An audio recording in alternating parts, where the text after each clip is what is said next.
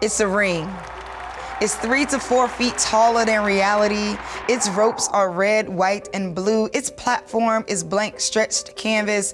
Commentators say it's built for a man. Promoters say there's room for my competitor and I. There's gloves and coaches and centers and punches, strategy, knockout, blood, sweat, and tears. Entrepreneurship is a boxing match.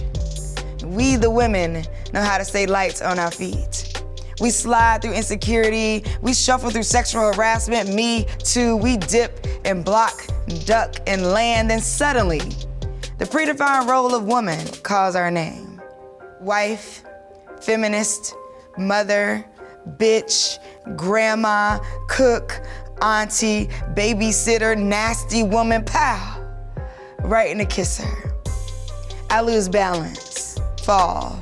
Face against platform, I heard my ego crack when I realized that my male competitor has more mirrors in his dressing room. Commentators say, you're a woman, this is not your place. The referee counts down, you don't belong here. Stay down, he shouts. VCs fund people who look like them and I don't look like them. I didn't learn how to box in school. My parents are not boxers, never learned how to coach or train. My life is just a corner. The referee shouts, 8, 7, 6. I breathe. This game is rigged. But fuck that. I'm the only species on earth that can bleed for a month and not die. I am badass. Even if I bow out and get a corporate job, I would still make less than the man lording over my remains on this platform. 5, 4, 3, get up, Shelly. Pin a Nike commercial to your memory. Remember that you don't get in where you fit in until you get in, because fitting in is about character and getting in is about access. You're already in the match. Get up. Bite the hand that feeds you bullshit. Burn the bridges you never want to cross again. You got this. Slide, duck, jab, land. And remember, entrepreneurship is a boxing match. And you know how to stay light on your feet.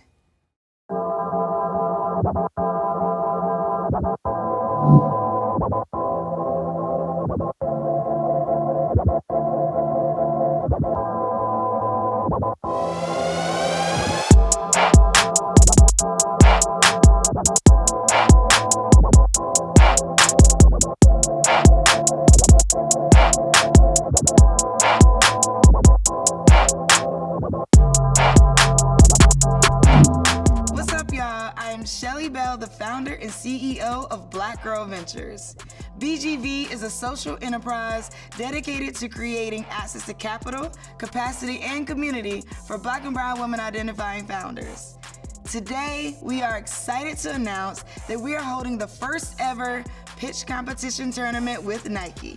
That's right, over 200 women entered, 8 have made it to the final pitch, and only 1 will be the 2021 BGV Nike Tournament winner. This competition is not to be taken lightly. These founders are about their business and their bag. We'll need your help to decide the winner by voting for your favorite pitch at raisify.co. That's RAISIFY.co. Now let's talk competition. It's on. We have 8 players streaming in from across the country, matching up bracket style to compete and win it all. It's a 3-round experience, including 2 rounds of elimination, culminating in a final head-to-head battle between our top 2 elite business athletes.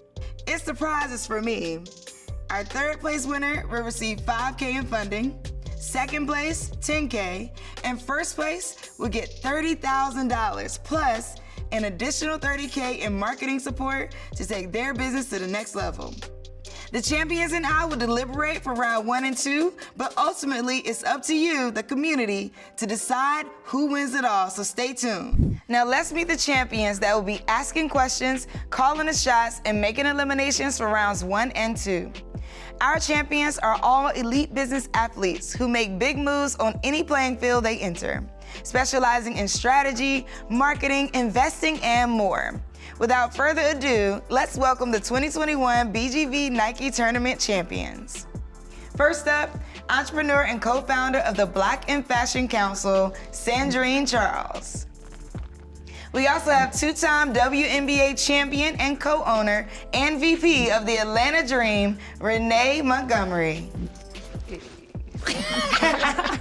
And Nike VP of Strategy and Development, Melanie Harris.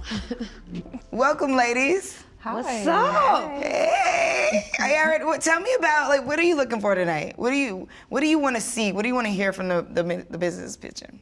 I'm personally excited to hear the strategy. As an entrepreneur, I love to see what people are working on, but also the passion that they have behind it. It's just not a plan, so passion is very important for me. For me, I'm looking for the creativity. I want to see, how did you come up with that? I like to know, how did it become a thing, the aha moment that made them create whatever their pitch is. So I'm into the creatives. Yeah. I'd say for me, it's the clarity, the commitment, and the distinction, right? Because the idea is something, but the follow through is everything. Okay, we got passion, we got creativity, we got clarity and distinction. Oh my goodness, okay, it's on. I'm super hype about this. The heat is on.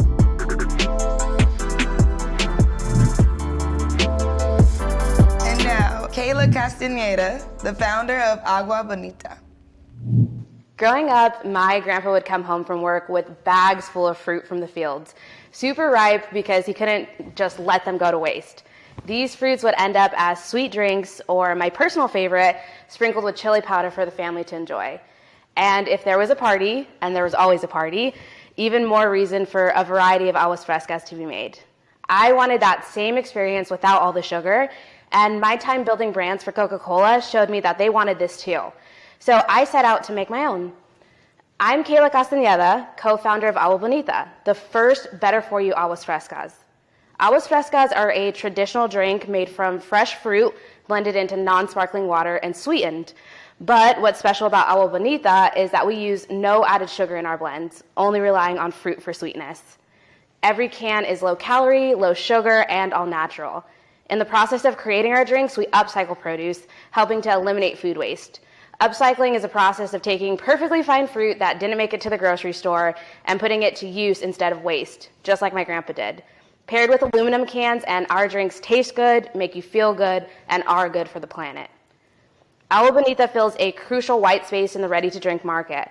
While drinks in other categories are either made with artificial ingredients or have upwards of 50 grams of sugar per serving, we sit right in the middle as an all-natural, functional option that consumers can grab. And consumers are reaching for products like ours.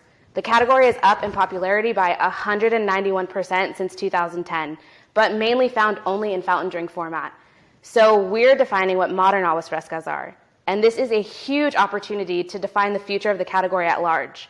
We sit at the intersection of the $14 billion juice blend market and $17 billion non-sparkling flavored water market, with our target consumers alone commanding over $2.7 trillion in spending power. Our drinks check all the boxes. We're available direct to consumer and actually sold out our entire first production run, as well as give back to mission-aligned partners that help migrant farm workers. An investment in us is an investment in underserved communities and the future of the planet. We began this mid-pandemic, so a saying has been, when life gives you lemons, make aguas frescas. And we've taken those lemons and in 4 months have turned them into sales of over $40,000 a month, which is just the beginning. We're on track to hit $17 million in 3 years' time, and we've even onboarded the former SVP of sales of PepsiCo as a mentor. But with your help, we can expand into more retailers and more than double those projections. So if you want to be a part of a winning team with a delicious product and great social mission, we invite you to crack open a cold Agua Bonita and join us. Saludos. So Kayla, I would love to try it because it sounded delicious. You made it sound amazing. I'm just curious, is it an education process? So you told us all about it, how it's made, but if I walked by it in the store, would people actually know what they're buying? Yeah, so there is a consumer education point to our product, but that's also why I focused on California and Texas for starting points in traditional retail, because the demographic there has a lot of familiarity with our product. So we are trying to gain more traction there, so that way we have time to build that brand presence and build that product education with other markets as we spread. As you know, likely from your time at Coke or with your mentor from Pepsi, one big expense item is likely to be what you'll need to do to get shelf space in retail locations. How do you think about your margins today and how attractive they are in a direct-to-consumer model, and how those might shift as you expand into retail? Yeah, so our margins right now, we are working on improving them with every level of production. So investment that we are chasing after is to go towards getting our costs down, because direct-to-consumer model can be costly, and we do see that traditional retail and those brick and mortar placements is going to be a bigger piece of the pie for us as we expand. So right now, because of pandemic grocery shopping and just the nature of the world, direct-to-consumer has been really great for us and a good way to get our product into the hands of people that may not have tried it before. But as we move forward, we're just constantly working to get into new shelves and allocating that money to those placements. And at the next production tier, our cost of goods are halved, so that will also help supplement that. Awesome. Thanks, Kayla. I love the story about your grandpa. Thank you. I definitely want to know how many come in a pack as well. It's got to be 4 or 6. It has to be the plastic top connected to the 4 or 6. Yeah, I would think so. But also then that brings up the planet-friendly part, because if you got plastic tops, Well, yeah, but ma'am, even aluminum is not the best one. So True. she said aluminum, and I was thinking, oh, that's tough. Up next, Amina Daniels, founder of Live Cycle Delight. In 2013, I packed up my New York City apartment with the idea of making my hometown of Detroit a healthier place by opening a cycle studio. It wasn't until I was hit by a car and had the opportunity to connect with the residents of Detroit in physical therapy that I realized the need was far greater. There was an opportunity to unite all walks of life under one roof to train, sweat, restore. Hi, my name is Amina, founder of Live Cycle Delight, and I empower people to live their best life through the Train, Sweat, Restore philosophy. At Live Cycle Delight, we coach our participants to work to their edge of their potential in class, so when life happens outside of class, they're more resilient. Diabetes, hypertension, and heart disease are the underlying health conditions for all Americans. Heart disease causes 1 out of 4 deaths in America, and 34 million Americans are living with diabetes. The solution is simple. The TSR method maximizes total fitness by combining disciplines. Participants have the opportunity to train functionally, to sweat, and restore. Our target market is Gen Z, millennials, and baby boomers. You know the competition. You've probably taken a class or two. Here's how we're different. We're inclusive, accessible, the TSR philosophy. We're powered by a Black woman, the LCD mentorship program, and this boutique experience is rooted in community. Since opening our doors in 2017, we've seen over 5,000 clients. We quickly expanded to a second location to elevate our yoga experience, offer bar, mat Pilates, and infrared heaters. The pandemic has been extremely challenging for us, but we quickly pivoted to Zoom classes, branded apparel, sold fitness equipment, expanded our wholesale partnerships, launched outdoor classes and on-demand content. We've seen steady increases since opening prior to pandemic. Say hello to our team. We are asking for $1.7 million to franchise this concept, onboard a studio coordinator, and research and development on the TSR method. Thank you. Thanks, Amina. Let's hear from our champions. Hi, Amina. Thank you for your time today. I have a couple of questions on your last slide. So the ask is 1.7 to franchise, staff or coordinator, and R&D. Inclusive in your R&D and your research, are you adding marketing to that, or do you have established marketing that will be supporting the research and your expansion needs? We will be doing geofencing. We've partnered with a company outside of Atlanta. We've had it on hold Since the pandemic, we really wanted to wait till we got a few more things in play before we started doing that target research. So, Amina, you said that what makes you all different is inclusiveness, accessibility, and the TSR method. So does your competition not offer TSR? Is that something that only you would be offering?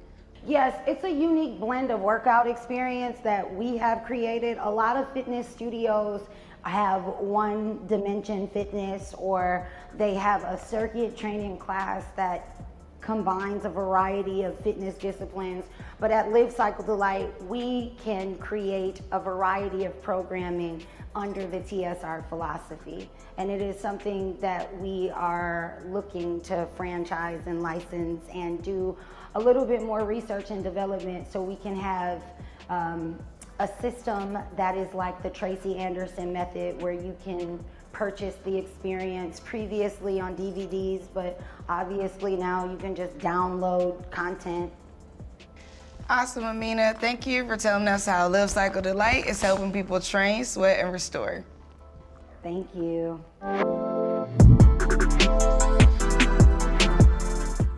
Up next, we have Gigi Lucas, the founder of Sofia Negada. Anytime you try to talk about diversity in surf, it all boils down to access. And as I was sitting on my surfboard in beautiful Costa Rica, after learning how to surf at the age of 35, I thought to myself, why am I still the only African-American woman in the lineup? After doing just a little bit of digging, I realized it had only been 53 years since people of color have been able to freely and legally enjoy access to public beaches. That's younger than our parents. Currently, less than 14% of mainstream media represents diversity in ocean aquatics and surf culture, reinforcing a Eurocentric idea of what a surfer is. And only 0.02% of US professional surfers are actually women of color. So what is being done to diversify the lineup? Hi, my name is Gigi Lucas, and I'm the founder of Sofia Negada. Sofia Negada is a nonprofit that focuses on cultural and gender diversity in the sport of surf. Myself, this team, and an army of volunteers have bootstrapped this organization since 2018, and on a $0 marketing budget have been featured in major media outlets like Oprah, Vogue, and Surfer Magazine. Our offerings are rooted by three tenets: access, education, and awareness. And we believe that consistent access will breed lifelong surfers, ultimately shifting the landscape of the sport. Our organization currently sends girls of color ages 7 to 17 to surf camps every spring and summer. We have 75 partnering surf camps across 24 states. We donate surfboards, loan wetsuits, and provide transportation. Thankfully, we have proud partners both locally and globally to help make this happen, and without them, we would not have been able to make this impact in 2020 despite COVID. These numbers, including individual donors, validate the fact that people are interested and they see the need. So we put kids on surfboards, but what if a kid can't swim or doesn't live near a beach? These are all very real factors as a result of systemic racism and redlining. Therefore, we created Surf the Turf to bring the surfing experience to those kids. The program consists of a curated rental equipment kit and surf-inspired activities to teach fundamentals of surf with no water needed. We've partnered with schools and community centers like the Boys and Girls Club to expose surf to 2,400 girls in Northeast Florida. This summer, we are launching with the YMCA in Northeast Florida, giving us an additional 1,400, and that is just the beginning. Based on the feedback from our centers, Surf the Turf is our growth engine. And fortunately, there are a few additional factors that will continue to create popularity with this sport. As you know, surfing will make its debut in the 2020 Olympics this summer.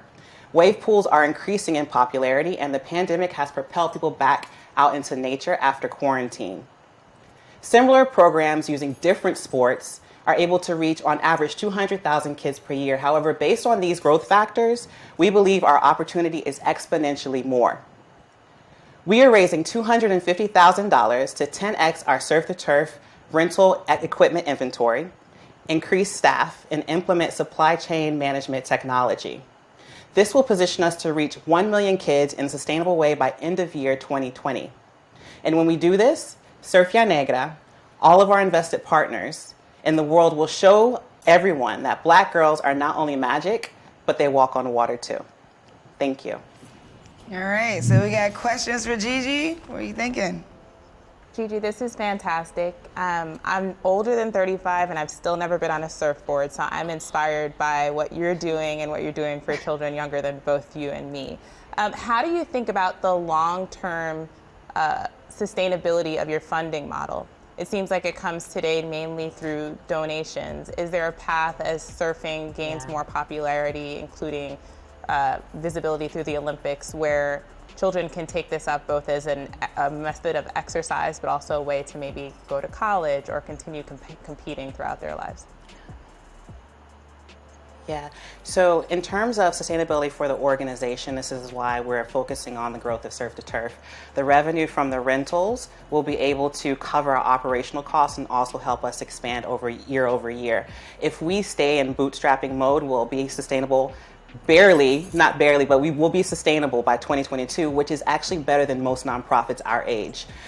With our injection of money, we'll be able to exponentially grow that and to be able to be sustainable and reach that million kid mark.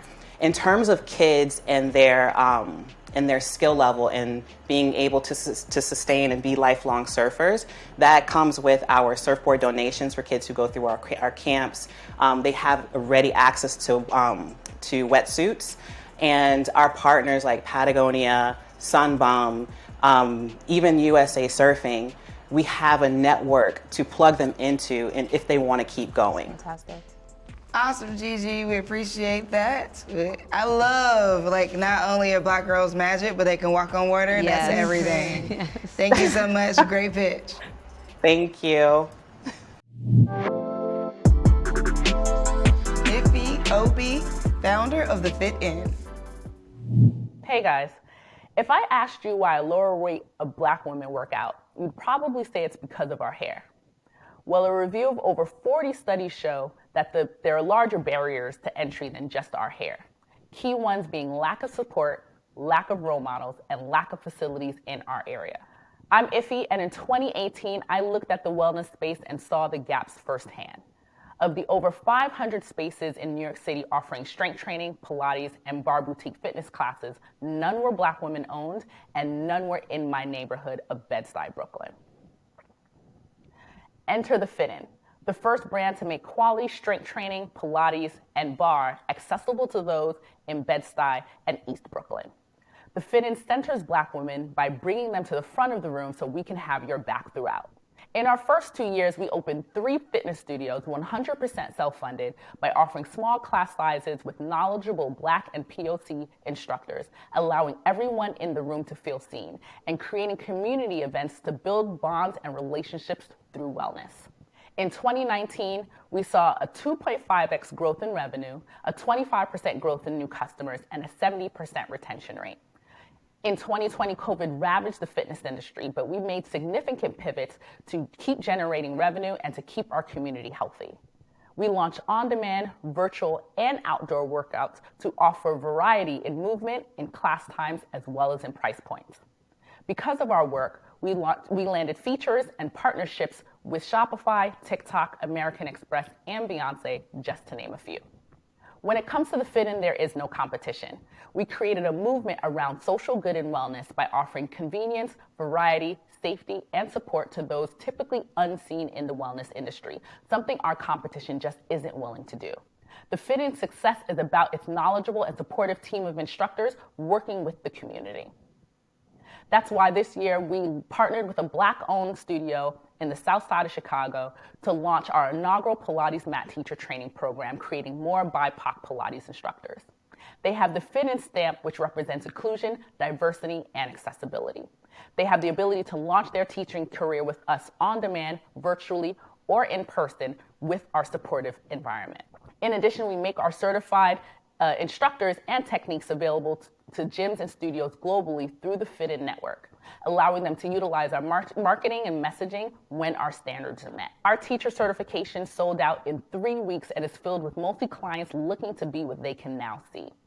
Seeing the impact of us in front of rooms, on screens, and as leaders in the wellness industry, I'm seeking $6 million to build our certification program, establish our partner network, and upgrade our on-demand platform, as well as continue hosting community events, taking what we did in Bed-Stuy globally. People's commitment to fitness is about who's in front of the room and who has their back. The fitness is not just about movement, it is a movement. Thank you. Awesome. Great job. We'll hear from our champions. I'm familiar with your brand because I live in Brooklyn. I have a quick question. With the expansion, how many people are permitted per class, and how often throughout the day are you hosting classes? So COVID times are very different now because New York City has regulations now on how many people can actually fit into a class. But prior to COVID, we kept our classes very, very small. So at our strength training studio, we have about 6 to 8 people per class. In our Pilates studio, we have up to 4 people in a class. And then in our new bar studio, we have up to 12 people in a class. And then in terms of class times, we're serving people mainly in the neighborhood. So we wanted to make sure that we offer classes before they go into work in the mornings. We have classes in the afternoon. So for those who need to pop out and take a little lunch break, we have classes for them. And then we have classes for those who want to take classes after they're done with work. Thank you very much. Great job. And now, Anissa Imani Ali, the founder of Hula Ticks. What if there was a workout you look forward to? What if there was an exercise that both challenged you and made you feel like a kid again? My name is Anissa Imani Ali. I'm a lifelong student of health and wellness.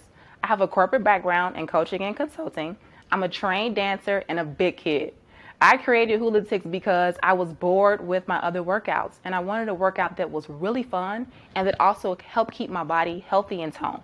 In the US, only 60% of women get enough exercise. Why? Working out feels like an additional chore on a long list of to-do items. It's been found that at least 40% of women want dynamic, unique workout experiences. As women, we take care of everyone, so we want to have fun taking care of ourselves. Into the world of Hula Ticks, where workout meets play. The American Council on Exercise proved that 30 minutes of hula hooping burns 210 calories. With the Hula Ticks method, our Hula Ticks report burning 450 to 700 calories in one single class. We use a unique sequence of timed hula hoop rounds with simultaneous strength training exercises cued to a banging playlist. A meditation of its own. You're so focused on keeping up your hoop that you forget you're working out. We are targeting women ages 25 to 44 looking for fun, unique workout experiences. Boutique fitness makes up for 35% of the fitness industry and is growing rapidly. At 20% market share, we have access to 2 million Hula Ticks. There's no one quite like us. Ending each class in mindfulness, we provide a life-changing workout experience that fuses dance, strength, yoga, meditation, all while inside your hoop. Hula Ticks is so much more than a workout. It's a way of life. We are showing Hula Ticks that you can be pushed to your limits while enjoying what you do. We have a team of pumped up Hula Ticks who couldn't be more excited about sharing this extraordinary workout with the world. We launched in March 2020 and held 2 classes before the world shut down, but that didn't stop us. In our pilot season, we gained 50 Hula Ticks and counting. Now more than ever, we know that people want fun, innovative approach to fitness. We are positioned to take advantage of the lack of human interaction that the pandemic caused by making 20% of the fitness market Hula Ticks. Hula Ticks are raving. Using buzzwords like electrifying, dynamic, and one of a kind, they'll never look at a hula hoop the same. We are changing the way the world views fitness. Working out isn't a chore. It's a celebration of what our bodies can do. We are asking for $100,000 to enhance marketing efforts, hula hoop inventory, and expand service offerings. Thank you. I think I might have missed what city you're in. Can you share what city you're based in? Chicago. Chicago. Okay, thank you. Okay, so Chicago, yeah, during COVID probably had a hard time during the colder months. How are you continuing your efforts as we're now transitioning? Have you been doing Zoom classes for those who want to perhaps purchase their own hula hoop? Is that an option as we're still in transition mode with COVID restrictions lifting? Yes, so we are, in terms of our growth, we are planning on doing online classes and actually selling hula hoops too. The number one question we get is, where can I buy a hula hoop? The second one is, do you do online classes? So that's actually part of our growth, where we want to have quality hula hoops to sell to our Hula Ticks and then also offer in-person classes, in virtual classes. So Anissa, I always, when I see hula hoops, I think of the queens of comedy where they go the when you're doing it right. And so the first thing I think about is it's a group atmosphere, but to grow it, have you ever considered going outside? Because you talked about the restrictions. You might have no overhead if you're outside, if you can grow the classes. Have you considered doing that to expand? Absolutely, outside, in the park, everything. Yes, the options for Hula Ticks are actually endless, and that is something that we're planning for in the future. Thanks, Anissa. You're welcome. Thank you. And now, Miracle alums, founder of Mossy Mob. Have you ever taken a vitamin or a supplement that you knew was good for you, but it was just nasty? I'm talking about castor oil, cod liver oil, chalky Flintstone vitamins, and some more stuff. What about taking so many vitamins and supplements that you just decide to take absolutely none of them? Yep, me too. I'm Miracle Alums, holistic health enthusiast, serial entrepreneur, and the founder of the Mossy Mob, a premium sea moss and wellness company that provides a complete and high-quality plant-based supplement with tasty and creative infusions to support optimal health and wellness shipped straight to your door. Champions, forget having to take multiple vitamins and supplements that taste bad and that you have to go to specialty stores to find. Sea moss is the answer. A red algae often found in the warm waters of the Caribbean that provides 92 out of the 102 minerals your body needs. We wanted to take this age-old plant-based supplement that was good for you and not only make it a fun, explorative experience, but one that combined sea moss with other herbal and fruit infusions that had added health benefits.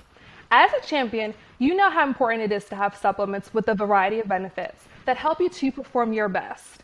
Let's take a look at what sea moss offers. And yes, you see that last one? All I ask is that you invite me to the baby shower, okay? We do offer 10 sea moss gel infusions that are packed with superpower ingredients such as ginger, lemon, and turmeric. While sea moss gel in particular can be ingested, there are several other uses that appeal to our Mossy Mobsters.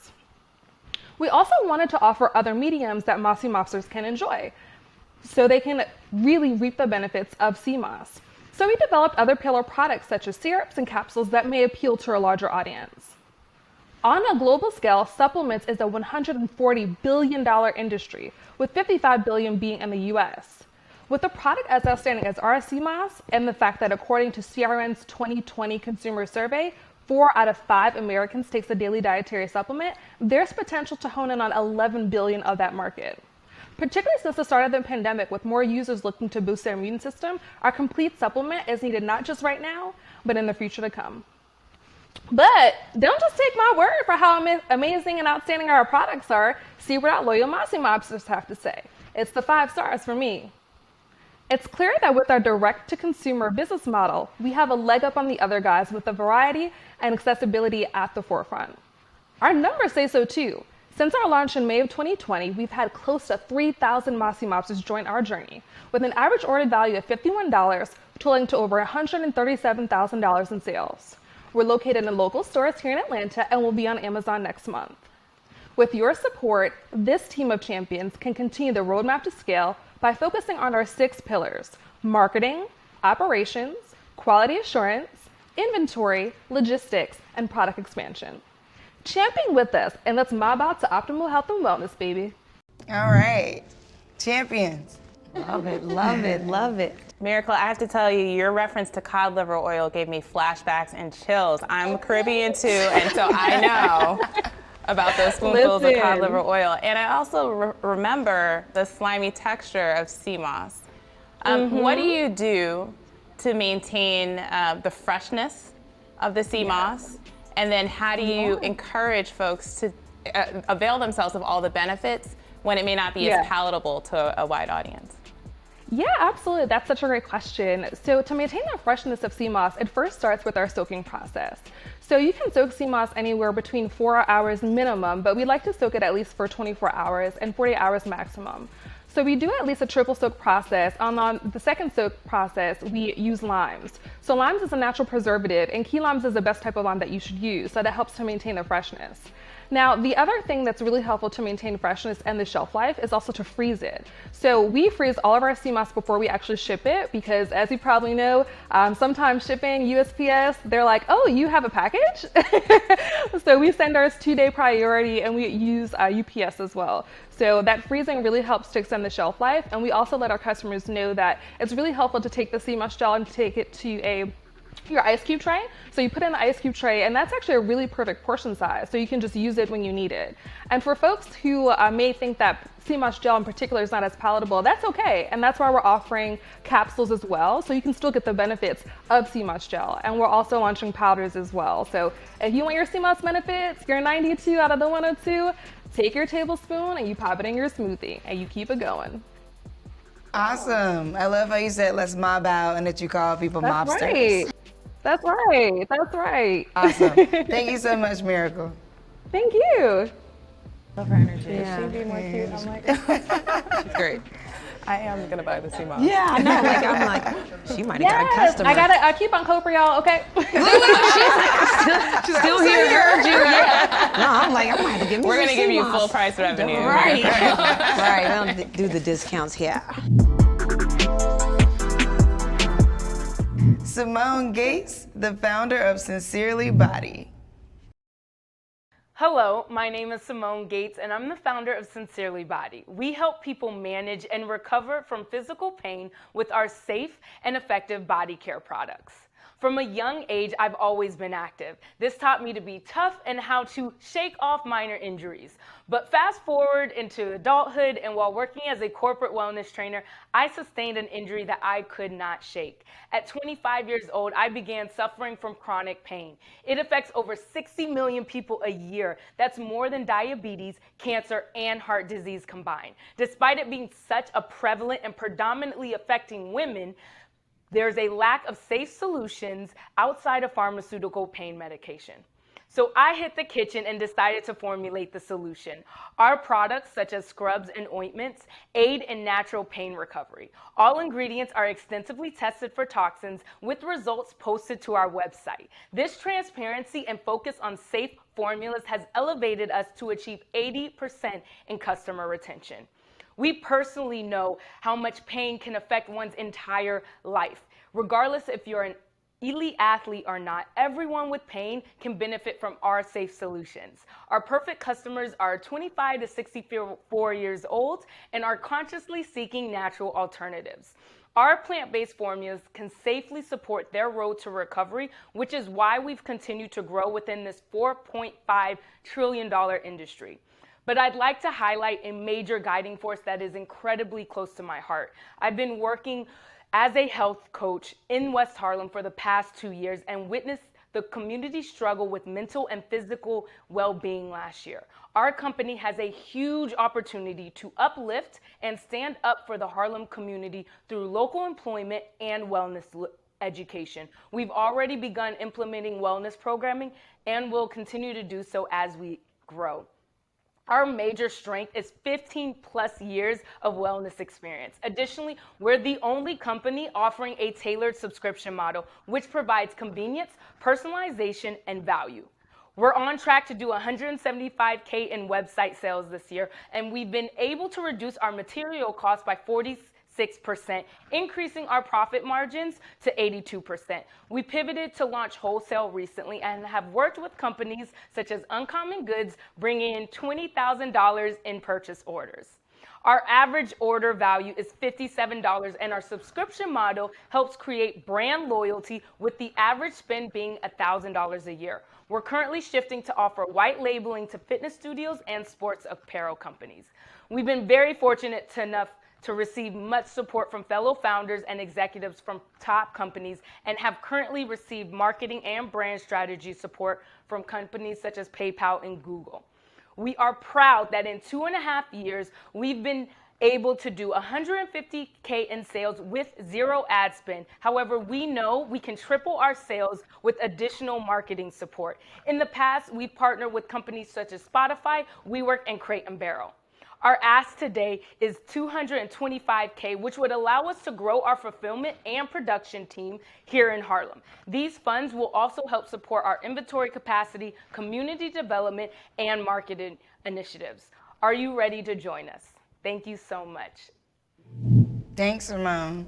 Champions? Simone, can you talk a little bit more about the products, specifically what the active ingredients are that help to target chronic pain relief, and how those compare to other plant-based remedies that have gained a lot of popularity, including CBD? Yes, of course. So plant-based to us is everything that comes from nature. So while we do have products that include hemp, we do realize that there's a lot of people that still aren't on that CBD train. So for instance, a lot of people aren't aware that blue tansy is a popular essential oil that you might find in like a facial balm, but that's really great for inflammation, as well as turmeric, menthol crystals, peppermint oil, as well as rosemary. So we expand our formulas past just throwing in CBD. We're really looking at plants and ingredients that have been shown to reduce inflammation. And a lot of pain is simply inflammation, whether it be a migraine, cramps, shin splints. It's the muscle irritated and inflamed beneath the skin, which leads to pain. Awesome. Thank you so much, Simone. Thank you. And now, Jasmine Mayetta, the founder of Round 21. Hi, I'm Jasmine Mayetta, founder of Round 21, and I've spent my entire career at the intersection of sports, fitness, and gaming. And I constantly heard the idea that there is no I in team. But today's generation is very different. There is an I in team. It's all about expressing your identity, your individuality. And the sneaker industry has capitalized on this idea and insight, but we believe we are more than our feet. Introducing Round 21, a premier marketplace for art and sport. How we work is simple. We collaborate with our artist collective, and they bring their artistry onto a new canvas, which is sports. Our first product drop was 10 months ago, and we absolutely have hit an unmet need. Our traction is undeniable. With community growth, a successful Kickstarter, strategic licenses and commissions from the likes of the NBA and the NFLPA, as well as strategic distribution, we're on track to hit $100,000 of revenue in our first year. And how we show up is building cultural capital that will help sustain Round 21 for long-term profitable growth into the future. Our consumer engagement starts with the product and continues through the purchase and into deeper understanding of the artists and the story. And our audience is coming to life in products and engagement in the digital world, in the physical world, as well as the new way of working post-COVID.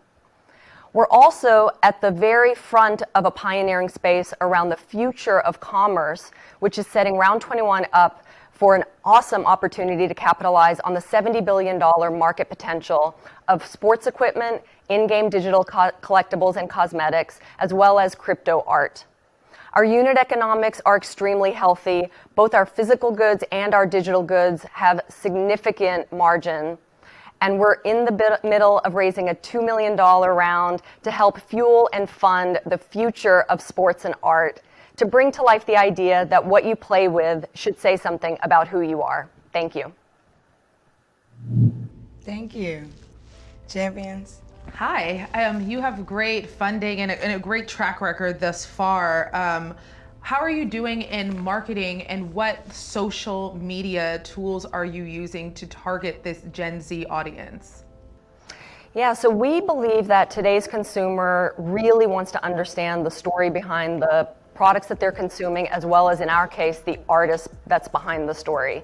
So we have a unique advantage with our artists because they already have their audience. So when they bring a product to life through their organic distribution, which is a lot of Instagram and Twitter activity, we're getting disproportionate impact and awareness because they're promoting Round 21 to their very, very strong and rabid community. We've done a little bit of paid media, but we're spending a little bit more time activating our consumers around the stories that we're telling through our organic channels as well as through Clubhouse. We've found a tremendous audience of people who are really interested in self-expression through both digital art as well as what we're bringing to life through sports. Awesome. Thanks, Jasmine. Thank you. So we got $30,000 in cash for first place, plus $30,000 in marketing support. Second place gets $10K in cash, and third place gets $5K. All right. They all will continue to get ongoing support from Black Girl Ventures. They all will enter into a 6-week accelerator. And those who are eliminated will get $2,500, right? So they all get a little something. Nice. But what I really want to talk about is this next round, all right? We gotta let go 4 people. Oh, and that doesn't feel easy. But when I think about like a person making it to that final round, who could this really, really, really take to the next level, right? Like who could the 30K really take to the next level? What could that look like?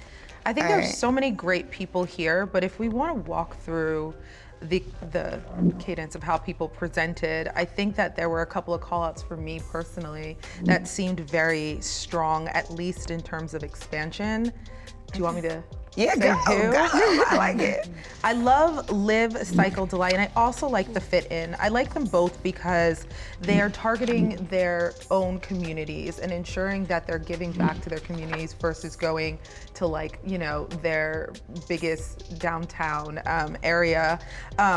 My concern on both ends was the size and the offering. The Fit In, the classes are super small, but it's so great that they're curated and I'm sure she knows everyone.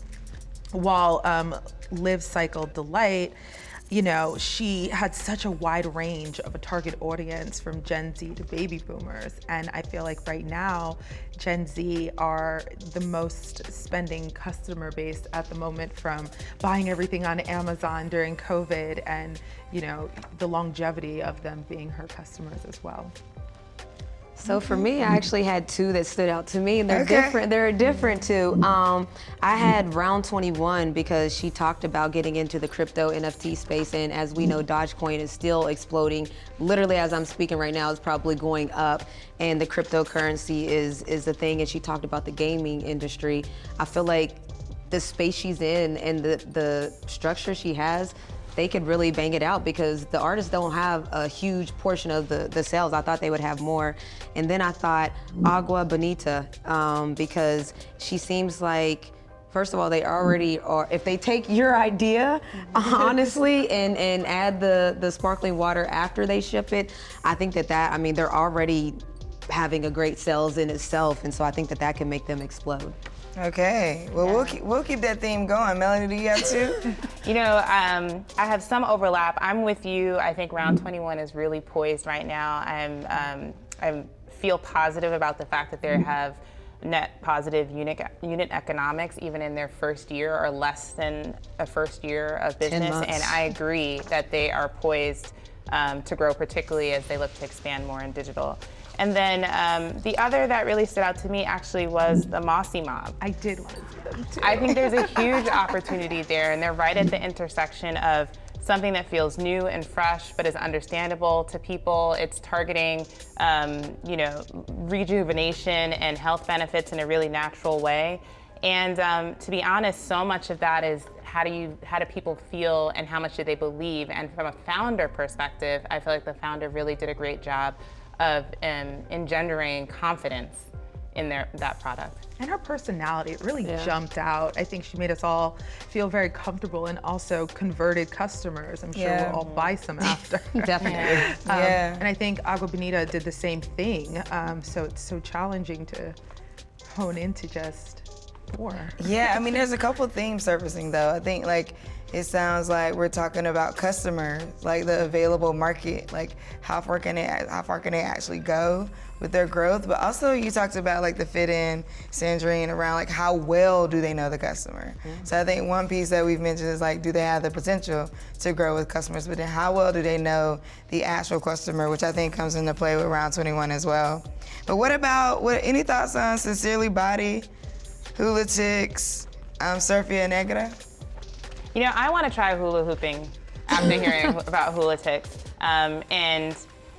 You know, there's so much opportunity for growth even within the fitness space with new types of physical activity, particularly those that make women feel more comfortable being fit. And so I'm really excited about that. She didn't hit the top of my list personally because of the growth potential in this current moment. Having only 50 consumers and only 25 of them return, it just feels like she can focus first now on more you know, organic growth and prove out the business model a little bit first. Yeah, I can't believe you guys didn't get my Queens of Comedy joke. Has anybody seen the Queens of Comedy? chuckled. Oh, okay. Did you see it? Did you know what I was chuckling? Okay, gosh. We needed more hearty laughter. Sure. We can break down that part. But to that point, though, I think she was onto something. Fun workouts is what people do now. Yeah. Even me being, you know, a recently retired professional athlete, like I don't want to just run on the treadmill. Like that doesn't seem fun. I did that my whole life. So I think that there's something there. With Sincerely Body, to me, it was that like I didn't see the growth. I think for the companies that we talk about, like I already saw Round 21 exploding. Like they're already exploding without us. And so if you add the marketing and add the resources, I could see it getting kind of on fire. But I love, again, I'm probably gonna be a customer of all these people. Like it's like they sold me as far as a customer on most of them. In various ways. Yeah. I think the surfing company, Sofia Negada, was really interesting. I know someone, Black woman who surfs, she recently moved to LA and started participating in those initiatives. So there's definitely a niche there. I'm just very curious about the $350 a week and to how they convert it and clean it and how they're reaching all those kids with so many different hubs. And though they are connected to the YMCA and Boys and Girls Club, I'm like, well, how does that look? Like, where do those boards and kits go to if you're so wide and it costs so low? But I really did like Mossy Mob's energy. Like I think that energy really translated, and even if she's nervous about that Amazon expansion, it didn't show. Yeah. And I want to be confident in who I'm investing in as well, especially when they are presenting themselves as a business. And I think she never wavered during her pitch. Okay, ladies, I think we have our top four. Yes, We do.